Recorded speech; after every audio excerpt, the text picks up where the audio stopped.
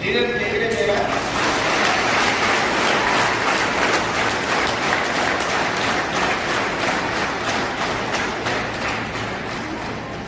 morning. Good morning, besties. Good morning, leaders.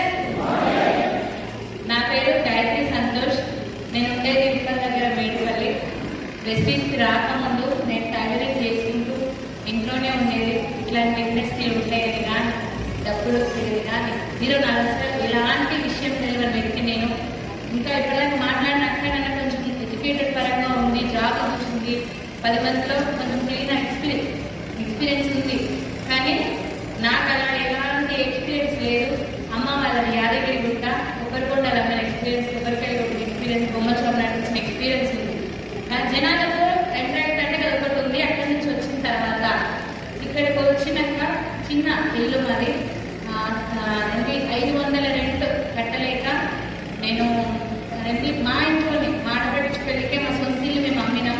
అందులోనే 500 rent ఇచ్చుకుంటూ ఉన్నా. నేను 3 నెలలు 500 రెంట్ కట్టలేక ఇల్లు ఖాళీ చేయించింది మా ఆయన వాళ్ళ ఆడబిడ్డ భర్త.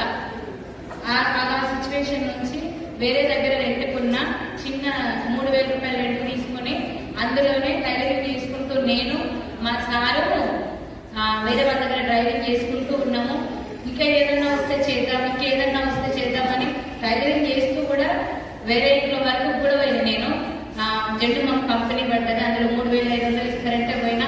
3500 ఇస్తారని పోయినా కానీ 5 రోజులు చేసే వరకు హెల్త్ పాడాక 750 రూపాయలు హాస్పిటల్లోనే పెట్టిన. ఆ కంపెనీ మాట దేవుడు అలా అట్లా ఇంకా ఏదన్నా వస్తే బాగుండు అనేది చూస్తూనే ఉన్నాం. మేము 3 లక్షలు 4 లక్షల దాకా అప్పు ఉంటే ఆ అప్పులో మిత్తిలో కట్టడానికి, ఇంటి రెంట్ కట్టడానికే సరిపోయేది. మేము కష్టపడ్డదంతా కూడా పాల ప్యాకెట్ కానీ కూరగాయలు కానీ. నేను నిజంగా చెప్తున్నా సార్, ఏదైనా పెళ్లికి వెళ్ళినప్పుడు 3-4 రకాల ఐటమ్స్ తోటి కూరలతోటి తిన్నానే కానీ ఇంట్లో 3-4 రకాలు తిన్న వ్యక్తి కాదు. చిన్నప్పటి నుంచి అయినా మమ్మీ డాడీ ఇద్దరు లేరు, అమ్మ నాన్న ఇద్దరు లేరు.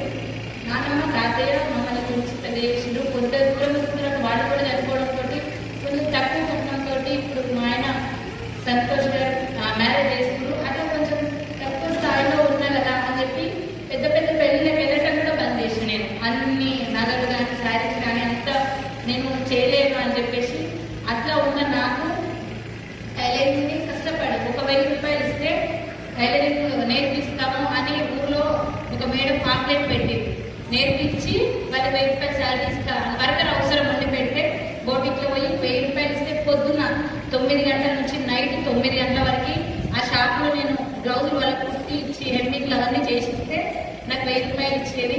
అట్లా డే మొత్తం ఒక 8-9 నెలలు చేసిన తర్వాత పర్ఫెక్ట్గా టైలరింగ్ నేర్చుకున్నా అని చెప్పేసి ఆ మేడమే ఒక 8,000-9,000 ఇవ్వడం స్టార్ట్ చేసింది. అప్పుడే నా దరిద్రం ఇంకోసారి దరిద్రం లక్కువ నగలదు. పాప కడుపులో పడ్డారు. పాప ఉండే సమయానికి అందులో నుంచి కొంచెం ఇంట్లోనే మిషన్ లేదు, అర్ధగంట దగ్గర కొంచెం మిషన్ తక్కువ రేటుకి నాకు ఇచ్చేసి తను హెల్త్ బాగాలేదని చెప్పి తన మిషన్ నాకు ఇచ్చేసి ఇంకో గాయత్రి అట్లా ఇంట్లో ముక్కోవడం స్టార్ట్ చేసిన సార్ నేను. అట్లా ఉన్న నాకు ఒక్క మీటింగ్కి రా, ఇదేంటో తెలుసుకోవాలి అరుంధతి మేడం చాలాసార్లు చెప్పింది.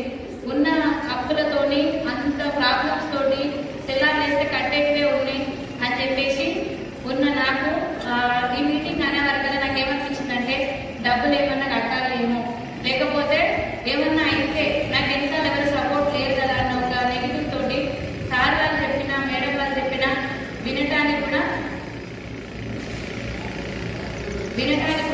ఇష్టపడలేదు సార్. నాకు అదేంటో కానీ ఒక 3 నెలలు అక్క చెప్తూనే ఉంది, అరుంధతి మేడం మా అక్క వాళ్ళ అన్న కూడలు తను ఇప్పుడు మా అప్లైన్ 100 సార్లు చెప్తూనే ఉంది, గాయత్రి ఒక్క మీటింగ్ రా అని చెప్పి.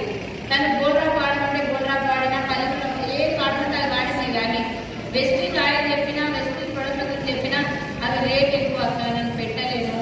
ఒకటి నువ్వు ఏదో చెప్తున్నావు కదా పేస్ట్ ఇచ్చిపో, ఎట్లనే చెప్పిన మనిషిని అట్లా ఐడి తీసుకున్న ప్రొడక్ట్ బలవంతంగా ఆమెనే నువ్వు ఇట్లా తీసుకెళ్ళే ప్రొడక్ట్ తెచ్చి ఇచ్చింది. వాడిన 1-2 తీసుకొని వాడిన తర్వాత ఆయిల్ వాడినప్పుడు మా పాపకి మోషన్ ప్రాబ్లం ఉంది.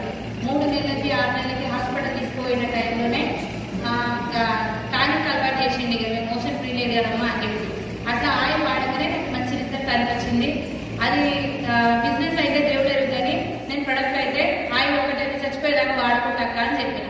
నువ్వు మీటింగ్కి రారా, నీకు అర్థమవుతుంది, ఇంకా చాలా డబ్బు ఉంది, ఒక సర్వశ్రీ మేడం కింద, కవిత మేడం కింద, ఆయా కింద వస్తుంది. నేను ఎన్నిసార్లు చెప్పినా వినటానికి ఇష్టపడలేదు సార్. దరిద్రంలోనే ఉంది బతుకంతా, కానీ వినటానికి ఇష్టపడలేదు. నువ్వేమన్నా చెప్పుకో, నీకేమో లాభం ఉంటట్టుంది నన్ను తీసుకోపోతే, అందుకే ఇంతగానో మమ్మల్ని పడుతున్న నెగిటివ్ మాట్లాడిన పర్సన్ నేను. అట్లా అంటూ సార్ వాళ్ళని సైనిక్ సార్ని సత్యం సార్ని తీసుకొచ్చింది. ఒకరోజు వాళ్ళు తీసుకొచ్చినప్పుడు కూడా నెగిటివ్ మాట్లాడింది. సంతూర్ సభ ఎందుకు మంచిది కాదు, మీ సభ ఎందుకు అట్లా మాట్లాడిన నాకు సారీ సార్, ఆ రోజు మాట్లాడినందుకు సారీ అట్లా మాట్లాడిన నేను. సార్ ఒకటే మాట్లాడాను సార్, నాకు చాలా అది లోపలికి వెళ్ళిపోయింది. ఏంటంటే ఏం చేస్తావు నువ్వు అంటే టైలరింగ్ చేస్తావు, ఎన్ని రోజులు ఉంటావు నాన్న, ఒక్క మీటింగ్కి వచ్చి తెలుసుకొని నేను 50,000 సార్లు వదిలేసి మరి వచ్చినా అన్నాడు. సరే అని మీటింగ్కి వెళ్ళిన ఆయమ్మని చూసినాక చాలా ఇన్స్పైర్ అయినా. మేడం చూడండి 80,000 రూపాయలు స్కూల్ ఆయమ్మకి, టీచర్లు వీళ్ళందరూ మాట్లాడారు, కానీ నాకు అదంతా కనెక్ట్ కాదు సార్. మేడం 80,000 అనగానే అదొకటి అయిపోయింది. అన్న చెప్పిన మాటలలో చాలా పార్ట్స్ ఆయన జీవితం గురించి, ఆయన ఎట్లా వచ్చిందో చెప్పిన దాని గురించి చూస్తే అరుణతక్క నేను అదే అనుకున్నాను. మనం కూడా విజ్ఞ వచ్చినాం కదా, మనం పెద్ద బతుకు అంతేం లేదు కదా అని చెప్పేసరికి మనకేం తక్కువ చేద్దాం అనుకున్నాం. 8,000 లక్షల కోట్లు అనుకోలేదు. ఒక 4,000 రూపాయలు ఇస్తే చాలు పొదుపు కట్టడానికి. మా సార్ జీతం వచ్చినా సరిపోవట్లేదు, నాకైనా సరిపోతుంది కదా, 4,000 వస్తే చాలు అనుకున్నా. నాకు ఫస్ట్ జీతం 175 రూపాయలు, మెల్లగా 2 కష్టపడితే 4,800, 5,400 అట్లా పెరుగుతూ ఇలా నా హైయెస్ట్ ఇన్కమ్ 1,69,000.